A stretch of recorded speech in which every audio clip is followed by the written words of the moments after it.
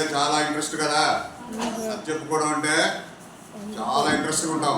గట్టిగా చదువురా. ఇప్పుడు నీ పేరుంది బాలాజీ నీకు ఒక కథ వినిపిస్తున్నాడు. అది ఏం కథ? నీతి కథ సార్. ఇక్కడేముంది? నీతి కథ. కథ వినడం అంటే మామూలు కథలు వింటాం. ఇక్కడ నీతి కథ అంటే, నీతి అంటే ఏంది? ఈ కథ వల్ల మనకు జీవితంలో పనికొచ్చేటటువంటి కొన్ని విషయాలు తెలుస్తాయి. అది చెప్తాడు, వినండి. నెక్స్ట్ చెప్పు. ఒక ఊర్లో ఒక పేద రైతు ఉండేవాడు. అతనికి 3 కొడుకులు.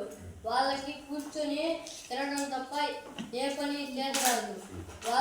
వాళ్ళని చూసి ఆ ముసలి తండ్రి నిత్యం కూలిపోయేవాడు.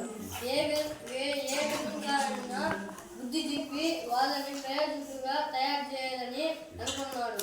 ఒక రోజున ఒక పేద రైతు తన కొడుకులతో, నేను ఒక కుండలో బంగారు నాణాలు పోసి మన చేనులో ఒక చోట పాతి పెట్టాను.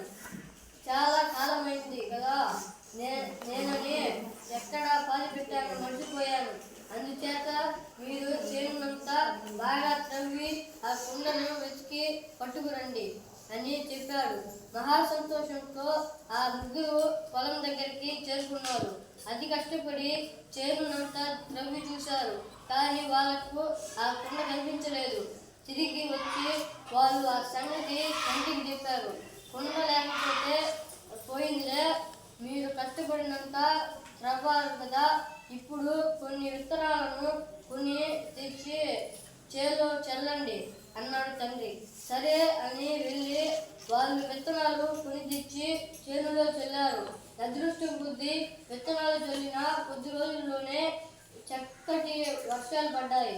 నేను చాలా ఏపుగా పెరిగింది.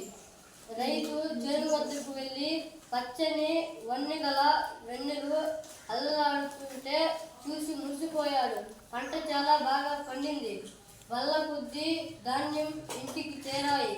తినడాన్ని కొన్ని బస్తాలను మిగిల్చి తక్కిన బస్తాలను బజారులో అమ్మవలసిందిగా కొడుకులో పురమాయించాడు రైతు. ఆ రైతు పుత్రులు ధాన్యం అమ్మగా వచ్చిన 3000 రూపాయలను తండ్రికి తెచ్చిచ్చారు.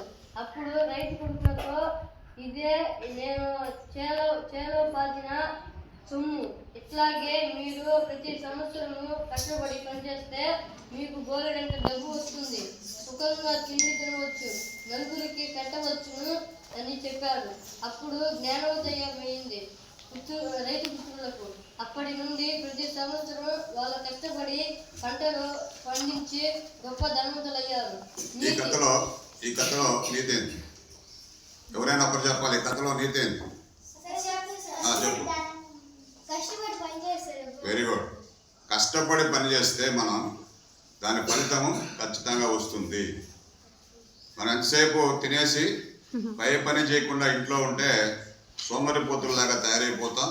తల్లిదండ్రులకి మనం భారం అయిపోతాం. తల్లిదండ్రులకి సహాయపడకుండా మనం ఏం చేస్తాము, అలాగనే పెరుగుతాం. సో ఎప్పుడైతే మనం కష్టపడతామో మన కష్టం వల్ల తల్లిదండ్రుల యొక్క కష్టం ఏమవుతుంది, తగ్గిపోతుంది. అంటే వాళ్ళు మనం పెరిగే వరకు కష్టం చేస్తారు. మనం పెరిగిన తర్వాత వాళ్ళని మనం ఆ కష్టం నుంచి ఏం చేయాలా, విముక్తి కలిగించాలి. వాళ్ళు కష్టపడేటట్లుగా చేయకూడదు. ఇంకా చాలే మీరు చేసింది మేము చేస్తాం.